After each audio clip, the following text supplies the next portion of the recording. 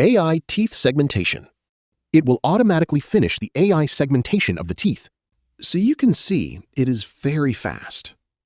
You can see that the teeth have been colored, which means they have been segmented. Using the left mouse button, you can select and choose a tooth. If you want to adjust it, you can adjust this boundary. And if you want to adjust further, you can draw a line to change it. The gingival line. So it's very easy. Okay.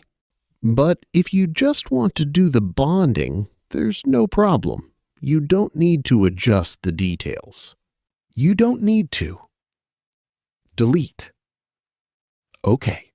If a tooth is not being segmented, what can we do? The first step, we need to click on this tooth. This indicates the name of the tooth, and then choose the tooth. You only need to click on the lingual and buccal sides, just 2 spots. Select the tooth, then right-click and choose New Tooth Boundary. Then just click on the buccal and lingual sides, 2 spots. It will recognize automatically. Then finish. Okay. For the upper and lower arches, you need to check a little bit. Now here, you can make a small change. So finish. Then next step.